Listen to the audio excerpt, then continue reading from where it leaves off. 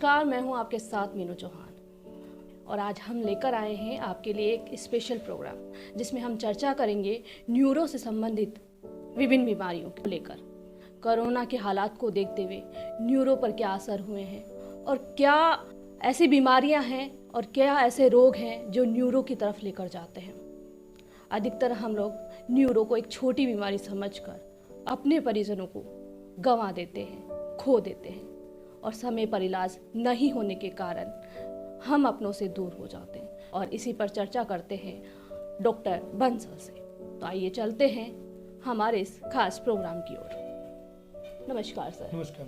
अधिकतर हम देखते हैं कि न्यूरो को लेकर आम धारणाएं बनी हुई है कि जैसे ही डॉक्टर कह देते हैं कि ये रोगी जो है न्यूरो से पीड़ित है या न्यूरो रोग है, इसको न्यूरो सर्जन के पास में ले जाइए। वैसे तो हम आम अगर कोई बुखार होती है या लोग किसी रोग से पीड़ित होती हैं, मानसिक पीड़ित होते हैं, तो हम ऊपरी हवा या ऊपरी ऐसा कह के उसको टाला करते हैं। अधिकतर हम उसे पागल भी घोषित कर देते हैं। अगर मनोरोग जैसा हमें कुछ दिखता है तो क्या ये सही है? क्या मनोरोग पागल जैसी बीमारियों से संबंधित होता है? क्या उस मरीज को पागल कहना उचित होगा या उसका इलाज संभव है? क्या मानसिक रोग एक रोग होता है या मनोविज्ञान में इस तरह की कोई बीमारियां भी होती हैं? तो इसी पर चर्चा करते हैं डॉक्टर बंसल से। नमस्कार, मैं doctor Saunde Bansal, senior neurosurgeon and director of Nivik neuro trauma and multi speciality hospital. जैसे कि आपने बताया कि मानसिक रोग या ब्रेन से रिलेटेड बीमारियां, पागलपन जैसे आपने बोला, किसी भी मरीज को पागल बोलना या पागलपन घोषित करना बहुत ही अर्ली स्टेज है। पहले आप मरीज की मानसिक स्थिति इतनी क्यों खराब हुई है, पहले इसको इवेल्युएट करो, असेस करो। कभी कभी हम देखते हैं कि मरीज को इररिलेवेंट बिहेवियर करता है या चीज़ों को तोड़ फोड़ करता है तो हम कहते हैं कि यार ये तो पागल हो गया। ऐसा नहीं होता है। आप उसको जांचें कराओ। कभी कभी ब्रेन में चीज़ें होती हैं, जैसे ब्रेन ट्यूमर हो जाता है, ब्रेन में गांठ हो जाती है या कुछ थक्का जम जाता है या कभी कभी इलेक्ट्रोलाइट इम्बैलेंस हो जाता है। उसकी वजह से भी ये सारी प्रॉब्लम आती हैं। बिना मरीज की जांचों के कराए किसी को पागलपन घोषित करना बिल्कुल गलत होता है।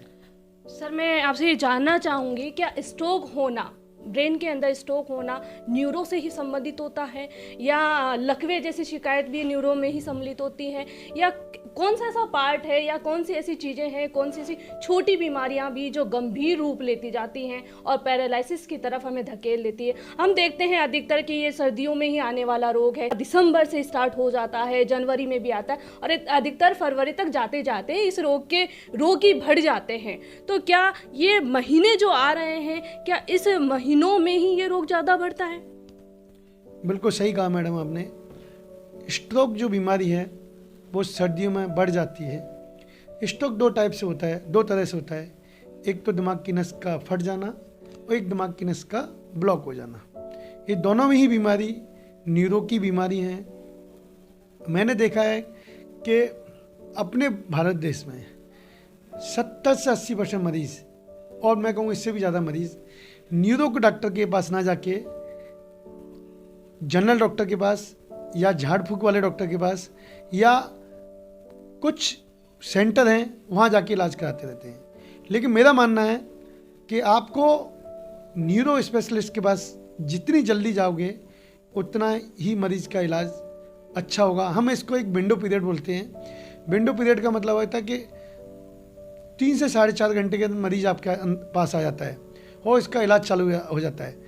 तो जिसकी वजह से लकवापन आया हुआ उसके परिणाम आने की उम्मीद बहुत अच्छी होती है। हमारे दर्शक जानना चाहेंगे कि इस रोग में क्या नींद में बड़बड़ाना जैसे या फिर किसी चीज़ को लेकर एक डर सा मरीज के अंदर होता है कि किसी का आहट होती है उसे, या नींद में उसे कुछ सपने आते हैं, या क्या ऐसे लक्षण हैं? या झोला छाप जो डॉक्टर्स होते हैं, झाड़ फूक वाले जो डॉक्टर्स होते हैं, क्या उनसे ये इलाज संभव होता है या फिर क्या ऐसे लक्षण होते हैं, या शुरुआती लक्षण हमें किस प्रकार से पता चलेंगे कि ये हमें पैरालिसिस की तरफ लेके जा रहे हैं, ये मनोरोग की तरफ लेके जा रहे हैं, ये स्ट्रोक की तरफ लेके जा रहे हैं? क्या ऐसे लक्षण हमें शुरुआती दिनों में इसमें देखने को मिलते हैं?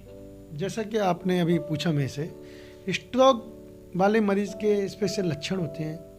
मरीज़ की मैं बता देता हूँ कि आपको क्या क्या लक्षण होते हैं, तो हमें ये सोचना चाहिए कि मरीज़ को स्ट्रोक आया है या आने वाला है। मरीज़ कहता है कि मेरी आवाज़ बदल जाना, एक साइड के हाथ पैर में लकवापन आ जाना, या दोनों साइड के पैरालिसिस आ जाना, मिर्गी के दौरे आने जाना, सिर में दर्द बहुत हो जाना, मरीज़ का बेहोशी में जाना, ये जनरली सारे लक्षण हैं जो ये दर्शाते हैं कि मरीज़ को स्ट्रोक का अटैक आया है। जनरली मरीज़ मोस्ट ऑफ द टाइम मरीज़ स्ट्रोक वाले आते हैं कि सर मेरी एक साइड में पैरालिसिस आ गया, लकवापन आ गया है और मेरी आवाज़ बदल गई है। इस टाइप के लक्षणों को कभी भी आपको नेगलेक्ट नहीं करना चाहिए, क्योंकि जैसे मैंने अभी आपको बताया, जितनी जल्दी आप इलाज चालू करोगे उतना ही इसका रिजल्ट अच्छा आएगा। और मैं दर्शकों से यही कहूँगा कि आपको न्यूरो का इलाज हमेशा न्यूरो के डॉक्टर से ही लेना चाहिए, क्योंकि